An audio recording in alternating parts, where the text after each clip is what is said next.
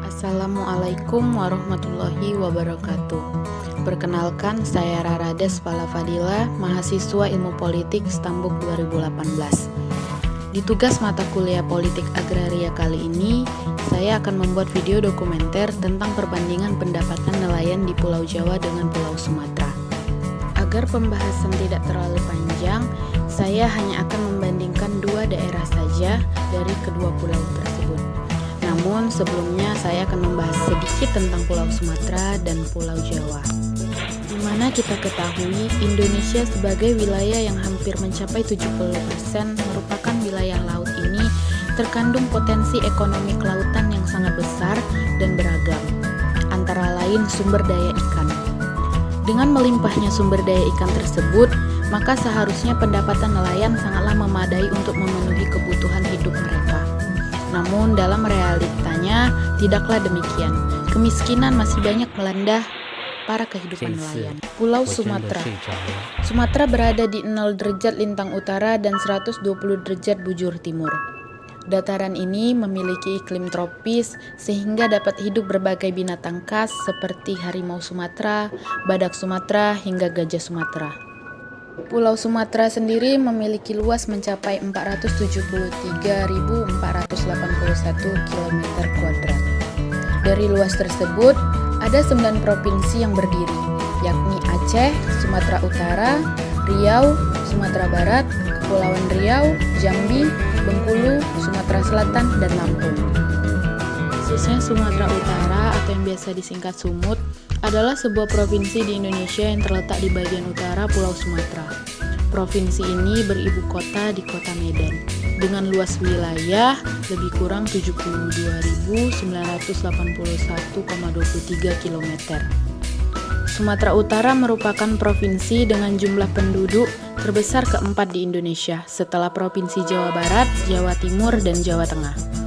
Pada tahun 2020, penduduk Sumatera Utara berjumlah kurang lebih 15.136.522 jiwa dengan kepadatan penduduk 207,40 jiwa per kilometer. Pulau Jawa. Dari 5 pulau besar yang ada di Indonesia, Pulau Jawa merupakan wilayah yang paling padat penduduk. Padahal Pulau Jawa memiliki luas paling kecil dibanding Pulau Sumatera, Kalimantan, Sulawesi, dan Papua. Luas Pulau Jawa hanya 128.297 km² dengan tingkat kepadatan penduduk sebesar 1.317 jiwa per km². Bisa dikatakan 45% sampai 60% penduduk Indonesia bermukim di Pulau Jawa. Meski ukurannya kecil, Pulau Jawa menjadi pusat pemerintahan dan banyak orang-orang penting yang berasal dari sini. Pulau Jawa memiliki 6 provinsi, yakni Banten, DKI Jakarta, Jawa Barat, Jawa Tengah, Jawa Timur, dan Daerah Istimewa Yogyakarta. Terkhusus Jawa Tengah adalah provinsi di Indonesia yang terletak di bagian tengah Pulau Jawa. Ibu kotanya adalah Semarang. Provinsi ini berbatasan dengan Provinsi Jawa Barat di sebelah barat, Samudra Hindia dan Daerah Istimewa Yogyakarta di sebelah selatan, Jawa Timur di sebelah timur, dan Laut Jawa di sebelah utara. Luas wilayahnya hanya sekitar 32.548 km persegi atau sekitar 28,94% dari luas Pulau Jawa. Nah, jika dilihat dari luas wilayahnya saja, sudah menunjukkan perbedaan yang cukup jauh.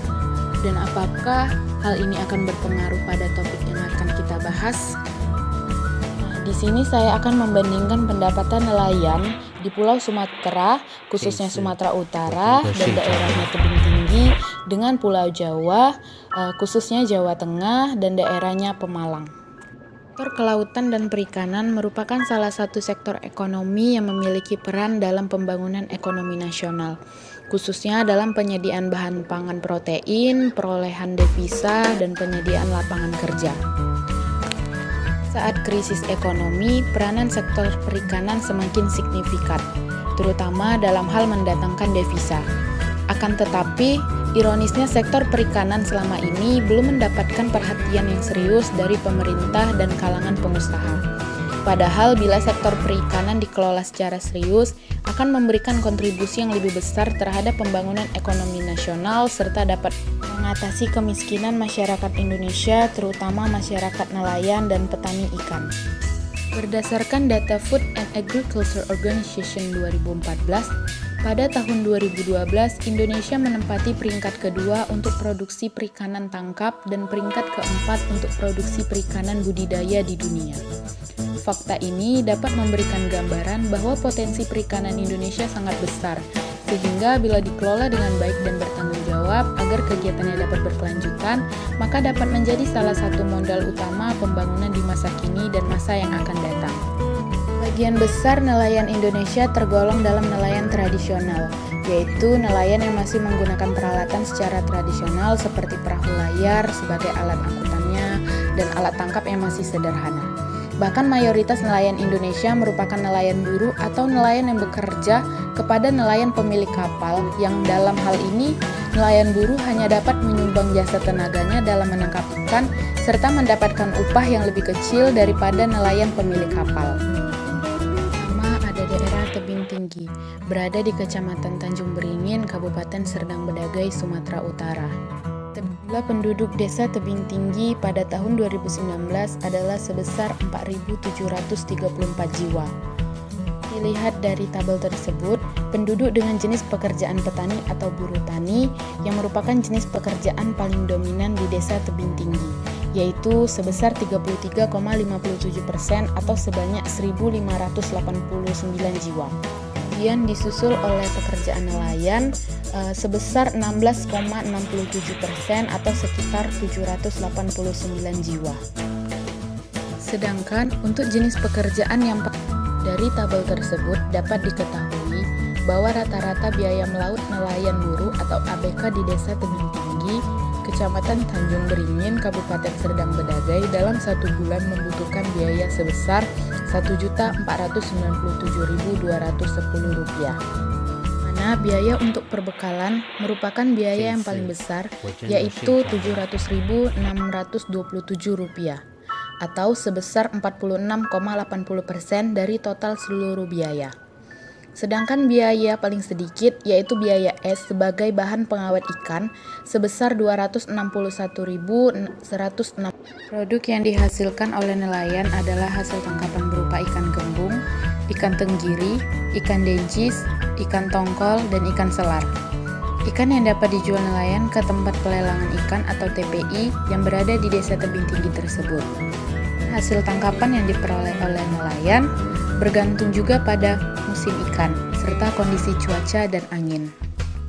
Tabel tersebut dapat diketahui bahwa penerimaan nelayan buruh per bulan sebesar Rp4.185.741, dengan penerimaan paling besar bersumber dari jenis ikan gembung yang jumlah hasil tangkapannya paling banyak, yaitu sebesar 88% dari total penerimaan.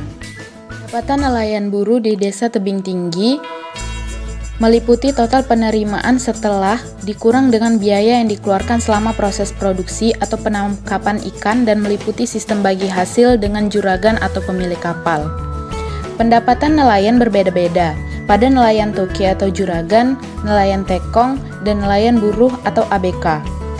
Pembagian hasil pada nelayan di desa tebing tinggi yaitu 40% untuk nelayan toke atau juragan, untuk nelayan buruh tersisa 60% dibagi jumlah ABK plus 1. Dapat diketahui bahwa pendapatan nelayan buruh di desa tebing tinggi Kecamatan Tanjung Beringin, Kabupaten Serdang Bedagai yaitu sebesar Rp2.689.135. Pendapatan ini lebih kecil sedikit dibanding dengan UMK Kabupaten Serdang Bedagai yaitu sebesar Rp2.869.291. Berdasarkan rekapitulasi indikator kesejahteraan nelayan buruh di Desa Tebing Tinggi, Kecamatan Tanjung Beringin, Kabupaten Serdang Bedagai memiliki skor 2,60. Hal tersebut menyatakan bahwa tingkat kesejahteraan nelayan buruh berada pada tingkat sedang. Kabupaten Pemalang adalah salah satu wilayah pesisir di Provinsi Jawa Tengah yang memiliki pelabuhan perikanan terbesar yang dilengkapi dengan tempat pelelangan ikan atau TPI sebagai pusat kegiatan dan transaksi hasil tangkapan ikan. Menurut Badan Pusat Statistika Provinsi Jawa Tengah, Pada tahun 2012 sampai 2016, kontribusi produksi perikanan Kabupaten Pemalang selalu mengalami peningkatan. Pada tahun 2016, Pemalang ikut memberikan kontribusi produksi perikanan tangkap laut. Berdasarkan data yang dirilis oleh Dinas Perikanan dan Kelautan Kabupaten Pemalang 2018, disebutkan bahwa Desa Asemdoyong merupakan desa dengan produksi TPI tertinggi. Dapat dilihat bahwa pada tahun 2016, Desa Asemdoyong mampu memproduksi ikan sebesar 15.197.810 kg atau 2,21%. Namun hal sebaliknya terjadi pada tahun 2017, di mana terjadi penurunan sebesar 13,8%. Hal tersebut terjadi karena adanya perubahan musim dan perubahan jenis ikan di laut. Mempunyai tingkat produktivitas dan jumlah produksi ikan yang tinggi, namun nilai produksi relatif rendah sehingga hidup dengan pendapatan yang rendah. Salah satu penyebab permasalahan tersebut adalah harga ikan. Harga ikan yang cukup murah berbanding terbalik dengan harga solar yang justru lebih mahal. Rata-rata pendapatan nelayan di Kabupaten Pemalang sekitar 210-300 ribu rupiah per hari. Jadi sekitar 6.300.000 rupiah per bulan. Dan ini masih penghasilan kotor karena belum dibagi dua oleh pemilik kapal serta dikurangi modal. 6.300.000 rupiah dibagi dua sekitar 3.150.000 rupiah. Kemudian dikurangi modal, biasanya Kabupaten Pemalang menggunakan modal sekitar 200.000. Jadi sisanya 2.950.000 rupiah. Pendapatan nelayan di Desa Tebing Tinggi sekitar 2.689.135 rupiah per bulan.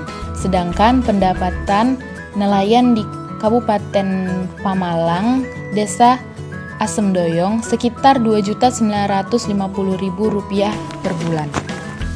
Pendapatan nelayan di Kabupaten Pemalang, Desa Asemdoyong lebih besar sekitar 261.000 rupiah ketimbang di Desa Tebing Tinggi, Kabupaten Serdang Bedagai.